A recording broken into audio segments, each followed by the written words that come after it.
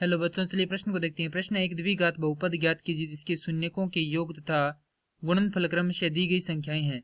संख्या दी गई है 1/4 ऋणात्मक 1। प्रश्न को हल करें उससे पहले जो प्रश्न की मुख्य अवधारणा है उस पर विचार करते हैं। तो इस प्रश्न के लिए जो मुख्य अवधारणा है वह हो जाएगी द्विघात बहुपद। अर्थात हम यहाँ पर यह देखेंगे द्विघात बहुपद क्या होते हैं।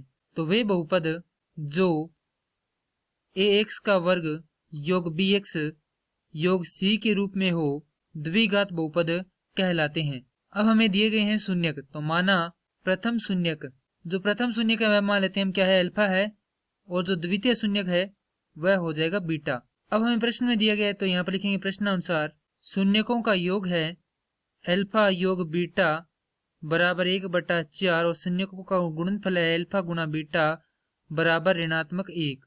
और जैसा कि हम जानते हैं कि जो द्विघात बहुपद है उनका प्रारूप कुछ इस प्रकार से बनता है, x का वर्ग घटाव x गुणा में शून्यकों का योग योग शून्यकों का गुणनफल। अब हमारे पास x का वर्ग घटाव x गुणा शून्यकों का योग है अल्फा योग बीटा योग शून्यकों का गुणनफल है अल्फा गुणा बीटा। तो अब हम यहाँ पर मान रख देंगे तो x का वर्ग घटाव x गुना में अल्फा योग बीटा का मान है हमारे पास 1/4 योग अल्फा गुना बीटा का मान है हमारे पास ऋणात्मक 1।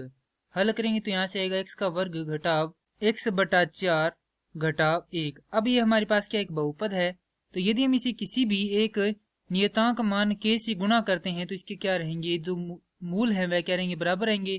तो हम क्या करते हैं, इसे कोई भी k बराबर 4 से इसको गुना कर देते हैं। जहां पर k क्या है, नियतांक है, तो नियतांक मान क्या है 4, तो इसे गुना करेंगे तो हमारे पास आएगा 4x का वर्ग घटाव x घटाव 4।